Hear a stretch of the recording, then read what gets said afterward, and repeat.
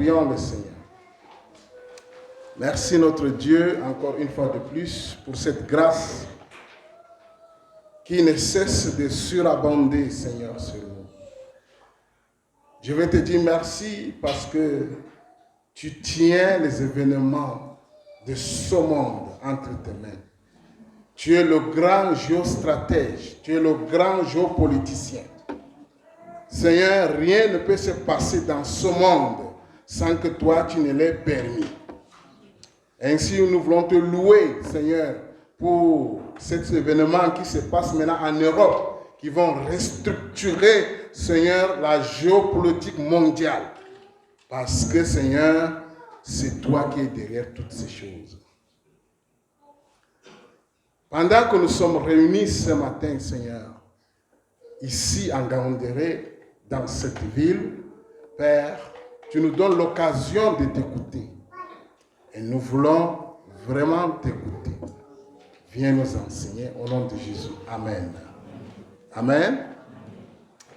Alors, nous avons mené une étude en 2016, à l'issue de laquelle nous sommes parvenus à la conclusion selon laquelle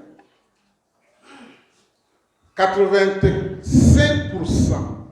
des problèmes des chrétiens, notamment au Cameroun, n'est pas de nature spirituelle, mais plutôt de l'ordre comportemental. Et on s'est donc rendu compte que les chrétiens avaient un sérieux problème au niveau des attitudes, au niveau des habitudes. Et ça freinait un certain nombre de choses dans leur vie. Du point de vue spirituel, ils n'ont pas de problème. Quand vous les voyez en train d'adorer Dieu, en train d'écouter Dieu, des fois vous avez envie, vous vous dites, ouais, si je peux atteindre ce niveau de spiritualité.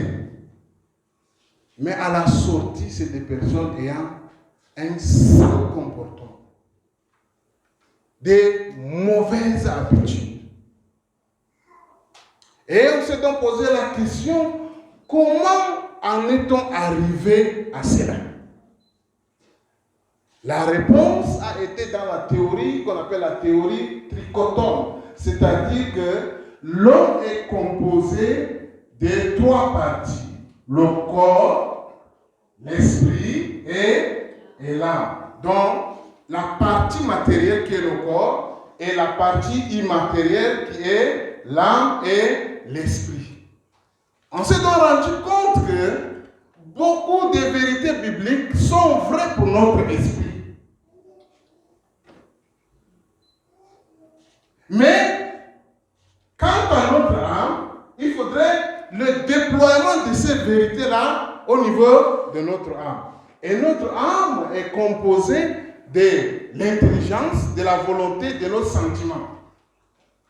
Donc, vous pouvez très bien corrobacher,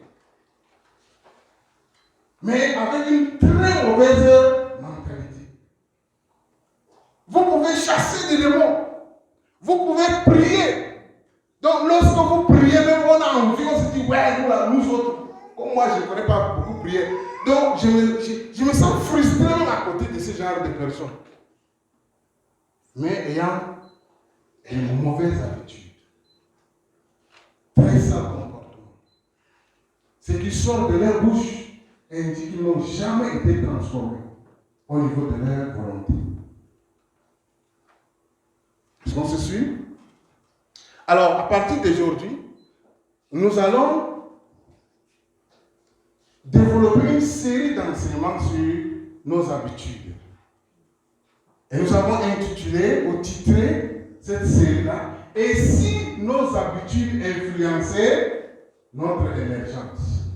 Pour ceux qui font pour la première fois culte avec nous, depuis le début de cette année, nous parlons de l'émergence. Et dans notre contexte, l'émergence est la manifestation de notre position prophétique. Autrement dit, il s'agit ici de ce pourquoi Dieu nous a établis dans cette génération. Donc, sur le plan individuel, comme sur le plan communautaire, nous avons une part dans la société. C'est ça qu'on appelle la position prophétique. C'est-à-dire, à travers nous, à travers notre famille, à travers notre ministère, à travers notre entreprise, la société, le monde devrait connaître un aspect de Dieu. Amen. C'est ça que nous appelons la position prophétique dans la société.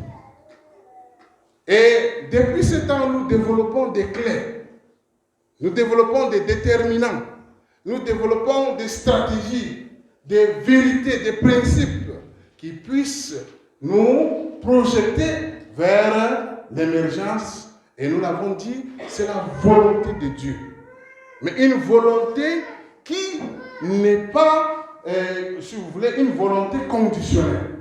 C'est-à-dire que l'émergence ne viendra pas automatiquement.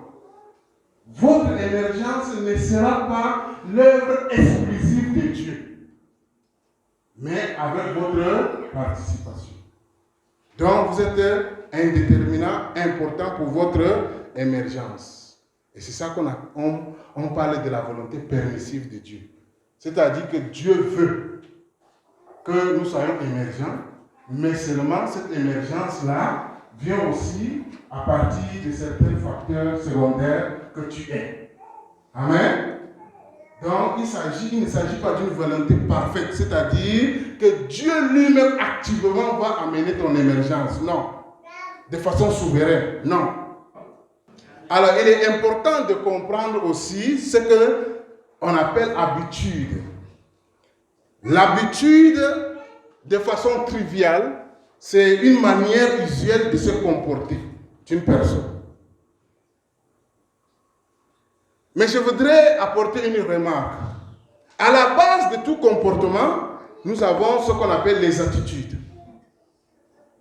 Donc, bien que la relation attitude et comportement est l'objet d'importants débats aujourd'hui en psychologie sociale, il n'en demeure pas moins que cette relation existe. Et il est donc important de comprendre aussi ce qu'on appelle attitude. Et je m'en vais vous donner la pensée de celui-là même qui est considéré comme le père de la psychologie sociale. Pour lui, l'attitude est ce qui est supposé être derrière le comportement. Donc, sous cet angle, l'attitude serait la cause du comportement.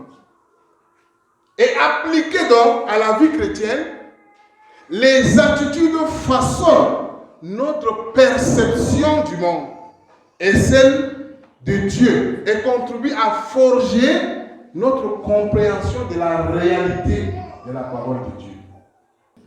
En effet, dans le langage habituel, on a l'impression que l'attitude, c'est une position du corps, telle que vous êtes assise là ou assis, et ça détermine votre attitude. Ou bien une conduite tenue dans une certaine circonstance. C'est ce qu'on dit, non? Il a affiché une mauvaise attitude envers moi, il a fait ceci. Vrai ou faux? Ça, c'est dans la compréhension populaire. Mais c'est faux. En réalité, ce n'est pas notre attitude qui est ressentie ou encore perçue par les autres, mais le comportement qui en découle. Exemple, un jeune, un enfant, nous avons Ethan ici, à qui la maman donne un repas et il refuse. L'attitude d'Ethan, c'est quoi? C'est le dégoût. On ne voit pas ça. Mais le comportement qui en découle, c'est quoi? Le refus de manger ce que la maman lui a donné.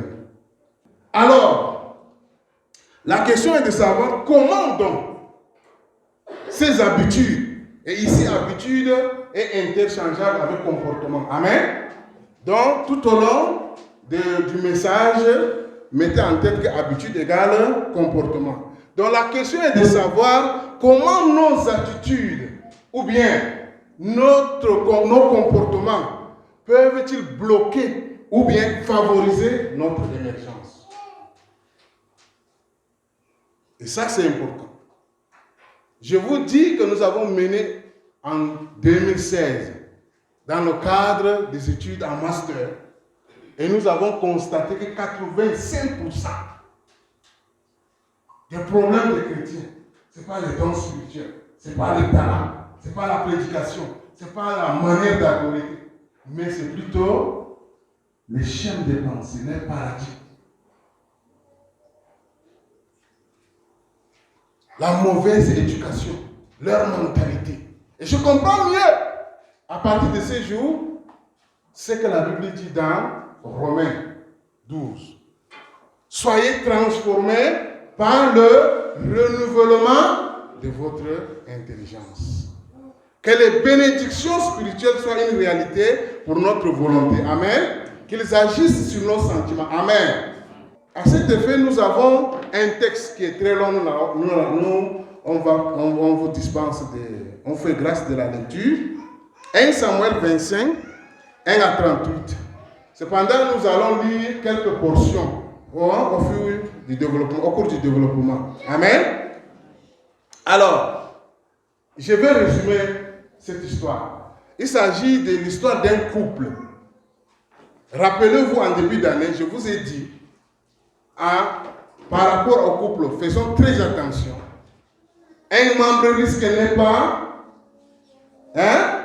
expérimenter l'émergence à cause de son comportement. Alors, c'est l'histoire de Nabal, un homme très riche, et de sa femme Abigail. Et le narrateur sacré met en exergue le contraste qu'il y a entre le mauvais comportement de Nabal. Nabal signifie insensé, comme son nom. Et dans l'Ancien Testament, le nom est souvent la prophétie. C'est-à-dire que le nom de la personne porte toujours ses effets dans son existence. Donc Nabal l'insensé. Et Abigail signifie la joie de mon père. En ce temps, il y avait une guerre terrible entre Saül et David. Et David était devenu un chef de gang à la tête de 600 personnes. La Bible nous dit au chapitre 22 de 1 Samuel que tous les gars qui étaient frustrés par le régime de Saül se sont retrouvés dans le désert. Donc, David, le roi d'Israël, présumé roi d'Israël, et quoi? En ce moment, était un chef de gang. La Bible précise très bien, ne soyez pas trop spirituel plus que la Bible, qu'il avait les vauriens, les frustrés. Et donc, Nabal avait donc des brebis, des milliers de brebis. Et en réalité, c'était aussi des coupeurs de route, cette bande-là. Des gars qui faisaient, qui ramassaient, c'était des brigands. Mais quant à Nabal, ces brebis ont été protégées par la bande de David. Et un jour donc, les provisions sont arrivées à finir chez David. Et il a donc demandé, il a fait une demande de récompense. Il a envoyé des émissaires à Nabal pour lui dire que Nabal, comme tu vois là, tes brebis et tes bergers étaient ici. Nous, on les a protégés. Alors, donne-nous quelque chose à manger et à boire. Et Nabal, insensé qu'il est, comme son nom l'indique, il a dit que comment un vaurien, un chef de bande ne mérite pas mon hospitalité. Mais sa femme Abigail, qui signifie la joie de mon père, quand elle va apprendre l'histoire à partir d'un de ses serviteurs, ne va même pas demander l'avis de son mari. Elle va aller en diplomate. Alléluia.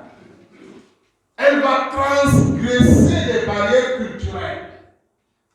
Elle va sortir de sa zone de confort pour aller rencontrer David et plaider.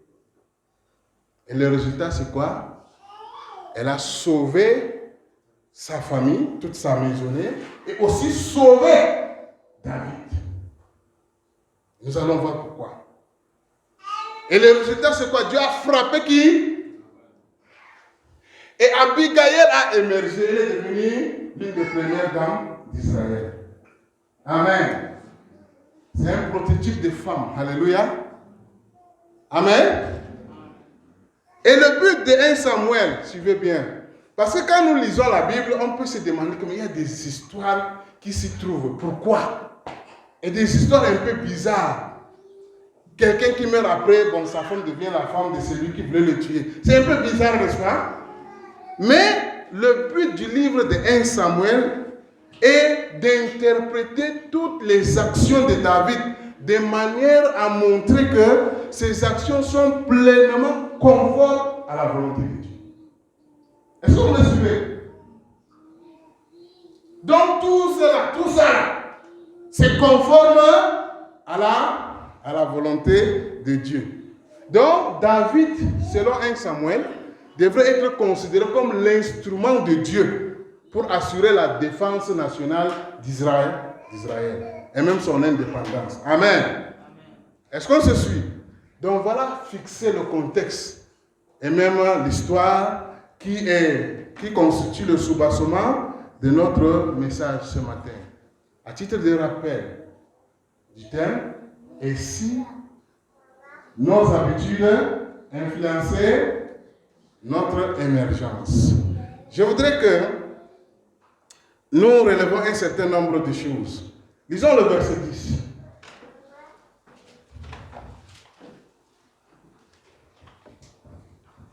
Nabal répondit au serviteur de David. Qui est David? Et qui est le fils d'Isaïe? Il y a aujourd'hui beaucoup de serviteurs qui s'échappent de près de leur maître. Et je ne prendrai mon pain, mon nom et mon bétail que j'ai tué pour mes tondeurs, et je les donnerai à des gens qui sont, je ne sais d'où. Merci. Suivez. C'est suite à la demande de David. David demandait une rémunération équitable pour le service rendu à Nabal. Est-ce qu'on se suit? Mais quelle a été la réponse de ce dernier? Pour Nabal, David était quoi? Un vaurien, un bandit. C'est vrai, non? Du point de vue humain, non? Il s'est réfugié dans le désert et il a 600 personnes derrière lui. À la tête, ce sont des vauriens, des fumeurs de banga.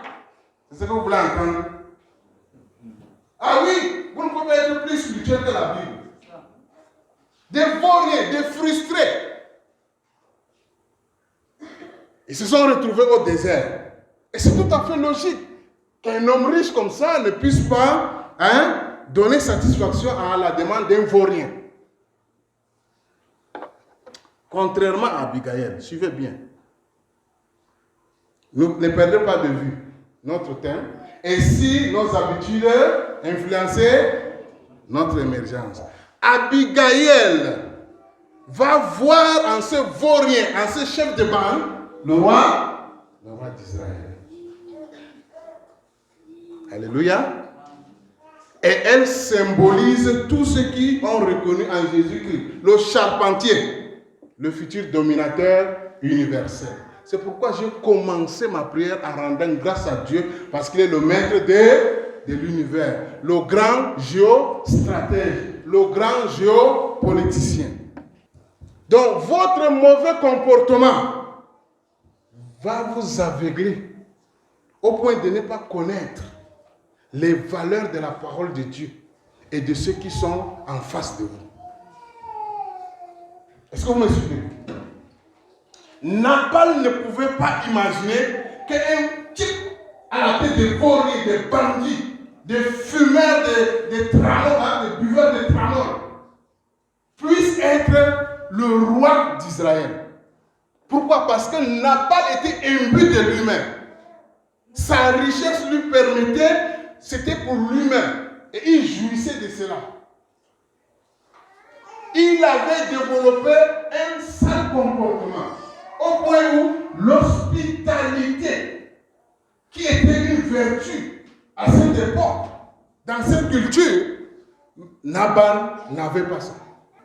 Et Abigail donc, parce qu'elle a une très bonne disposition, une attitude de soumission, de paix, va voir en cet homme le futur roi d'Israël.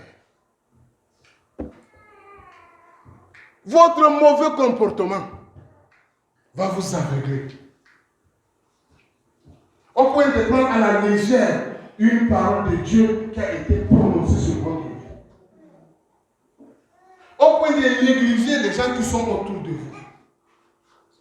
Parce que vous êtes dans votre zone de confort. Un état psychologique qui vous rassure. Il y a des personnes de destinée, des relations de destinée que Dieu va établir. Mais à cause de votre mauvais comportement, vous serez disqualifié. Vous n'allez pas les remarquer. Vous allez les négliger. Parce que pour cette saison, ce sont des vauriens. Parce que pour cette saison, c'est des gens qui n'ont pas d'onction. Parce que pour cette saison, c'est des personnes qui n'ont pas d'argent. Alors que ce sont des passages obligés de votre émergence. Ensuite, Abigail va rencontrer David, le sanguinaire. Pas le psalmiste, le sanguinaire. Verset 20 à 23. Montée sur un âne, elle descendit la montagne par un chemin couvert. Et voici David et ses gens descendaient en face d'elle, en sorte qu'elle les rencontra. David avait dit, c'est bien en vain que j'ai gardé tout cet homme, que j'ai gardé tout ce que cet homme a dans le désert, et que rien n'a été enlevé de tout ce qu'il possède. Il m'a rendu le mal pour le bien. Que Dieu traite son serviteur David dans toute sa rigueur, si je laisse subsister jusqu'à la lumière du matin, qui que ce soit, de tout ce qui appartient à Nabal. Suivez. La résolution était déjà prise. C'est pas parce que vous voyez quelqu'un bizarre aujourd'hui qu'il n'a pas une position prophétique. Amen. La position prophétique de David jusqu'à aujourd'hui est là. Amen. Même le Christ est venu naître dans la lignée de vie de David. Amen. Mais aux yeux de Nabal, c'était un voleur, un bandit qui a fui, un rebelle qui a fui Saül. Mais regardez Abigail. À partir du verset 24, elle va prophétiser. Lisez-moi un peu le verset 24. Elle va prophétiser. À cause de sa bonne attitude, elle va prophétiser. Lisez. Puis, se jetant à ses pieds, elle dit, à moi la faute, mon Seigneur, permets à ta servante de parler à tes oreilles. Oui. Écoute les paroles de ta servante. Que mon Seigneur ne prenne pas garde à ce méchant homme, à Nabal, car il est comme son nom. Voilà. Nabal est son nom. Il a chez lui de la folie. Voilà. Et moi, ta servante, je n'ai pas vu les gens comme mon Seigneur. Je n'ai pas vu les gens que mon Seigneur a envoyés.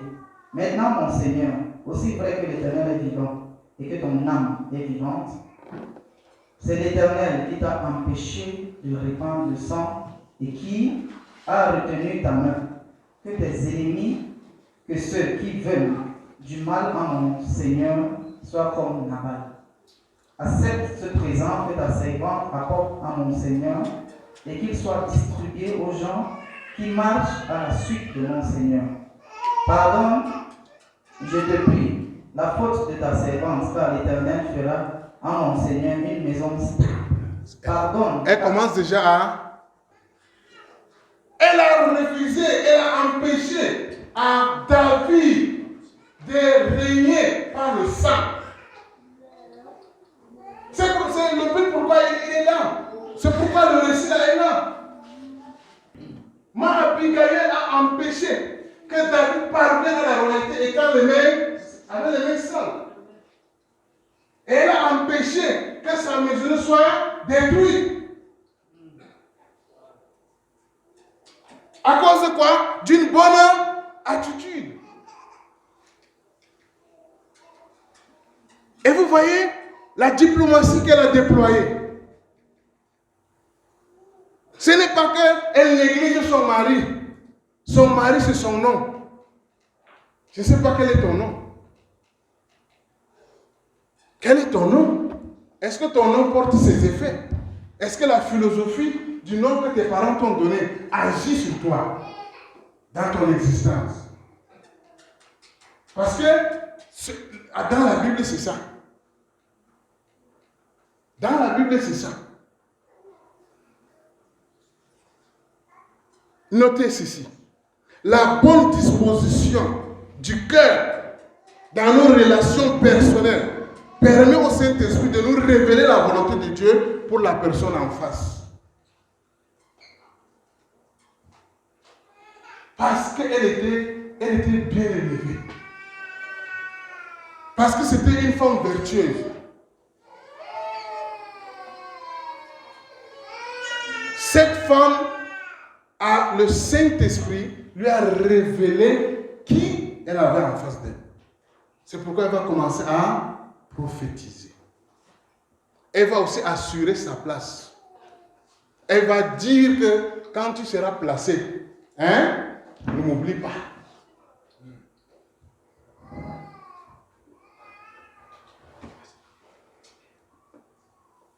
Abigail deviendra l'une des premières dames d'Israël. Les mauvaises habitudes empêchent d'être la meilleure personne que vous devrez être.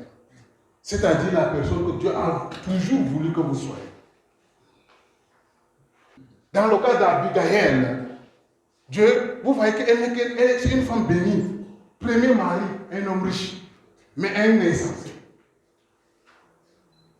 Et Dieu ne voulait pas se limiter à ça. Sa position prophétique, parce qu'aujourd'hui, ce qu'elle a fait, nous, au 21e siècle, on en parle. Non, faux. Et sa bonne disposition du cœur a fait qu'elle découvre qui est la personne en face. Pour Nabal, c'était un vaurien, un chef de banque, à la tête des drogués. Mais pour elle, elle voyait le roi d'Israël. Et puis l'histoire continue. À partir du verset 36 à 38. Lisez.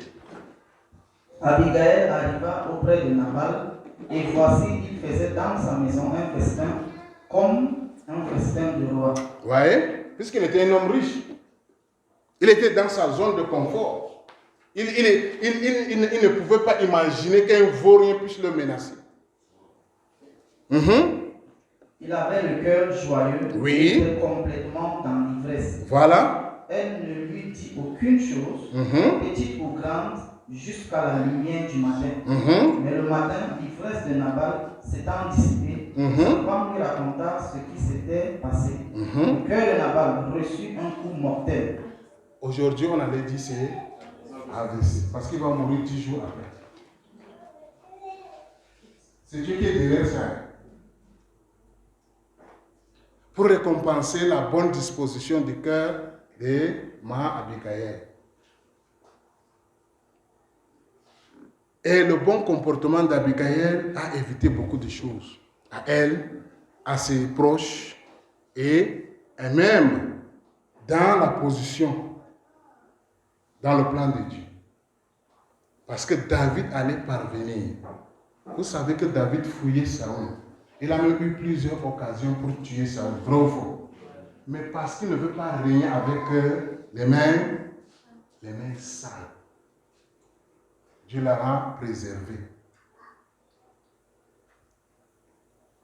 Donc Abigail est une héroïne biblique qui sauve sa maison. N'est-ce pas? Et elle sauve aussi le futur roi. Parce que ça devrait être une grande bataille. Et on ne sait pas si David allait périr. Vous voyez ça? Donc par son courage, Abigail est allée volontairement à l'encontre des normes culturelles. Qui à l'époque maintenait la femme à l'intérieur.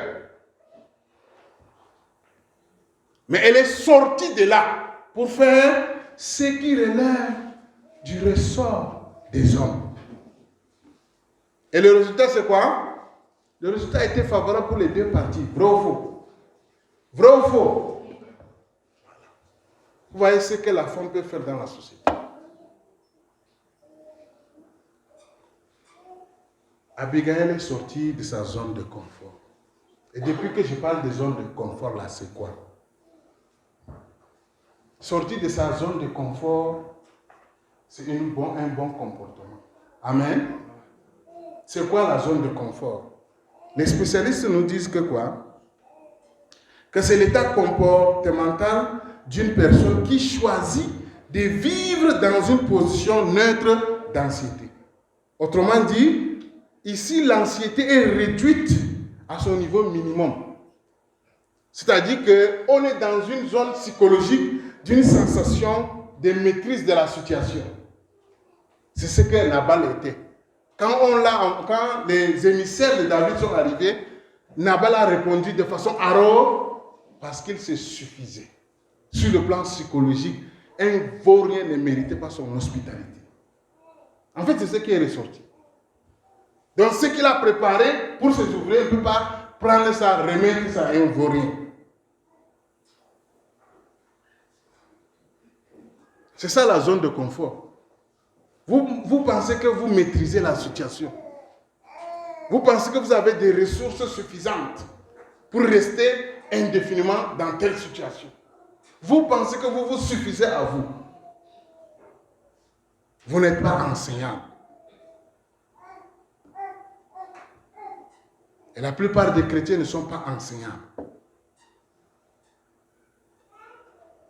Et la zone de confort entretient un certain comportement qui nous emprisonne. Regardons un peu l'image de ce qu'on appelle la zone de confort. Vous voyez, c'est cet emprisonnement-là psychologique. Et vous sortez pour Abigail est sortie de là. Et les psychologues pensent qu'il faut toujours sortir de sa zone de confort. Le premier pas, c'est d'affronter la peur. Et là, vous allez acquérir de nouvelles compétences. Ça vous amène donc à la zone d'apprentissage. Puis, à la zone de grandeur. Dans notre contexte, aller à l'émergence. Vous voyez comment nos attitudes, nos comportements, nos habitudes peuvent influencer sur nous. Le verset 18-20 nous dit que Abigail a traversé la zone de la peur. Elle a affronté, elle est sortie une fois, dans la nuit. Pourtant, nous donnons des excuses facilement. Est-ce qu'on se suit? Nous nous donnons souvent des excuses facilement pour ne pas sortir de notre zone de confort. Alors qu'au bout du tunnel, il y a l'émergence. Abigail s'est humiliée. Elle a reconnu la faute de son mari. Abigail a été une stratège. En plus de toi que tu as, en plus de parler en langue, en plus de tremblements, en plus de prières comme le tonnerre, en plus de tout ce que tu connais sur le plan spirituel, laisse la parole transformer tes attitudes. Parce qu'elles sont les causes de ton comportement. Et à cause d'un bon comportement, les portes nous seront ouvertes. Amen. Et à cause d'un mauvais comportement, les portes nous seront fermées. Il y a des personnes qui sont enfermées dans leur prison culturelle. Elles sont fières d'elles. Elles n'ont pas de problème. Elles s'en foutent. Elles peuvent, si elles ont même des problèmes, elles ne peuvent même pas dire, même à un aîné, vraiment j'ai un petit problème. Parce qu'elles sont imbues d'elles-mêmes. Sors affronter la réalité. Amen. D'autres ont du problème. Parce qu'ils ont des stéréotypes comme Nabal. qui croyaient que M. David était un brigand. Et les stéréotypes, quand vous voyez les gens autour de vous avec des stéréotypes, vous aurez des sérieux problèmes. Une personne par qui votre bénédiction devrait passer, mais parce que vous avez des stéréotypes, des préjugés, vous ne pouvez pas expérimenter cette bénédiction. Comme M. Dupont, la semaine dernière. Amen. Voilà là où les sales comportements, mauvais comportements, et par la grâce de Dieu, nous allons continuer à scruter ces comportements. Vous savez qu'avec une colère bizarre, vous pouvez tout dire et vous gâtez tout. Après un moment de prière, chaud, hein. Après un moment de louange, là, chaud, un pied de Dieu a été descendu. Vous gâtez tout. Et Satan connaît nous manipuler. Il sait que le gars est mal élevé. La femme, si là, la colère, là, c'est pour elle. Elle s'appelle colère. Et c'est comme ça que chaque fois, il va nous exposer à des stimuli. C'est en pressant le citron qu'on obtient quoi? Le jus. Et chaque fois, Dieu va nous presser. Nabal a été pressé. Contrairement à Abigail, elle a bien réagi. Que le Seigneur nous bénisse. Prions pour que l'Esprit Saint pense nos blessures.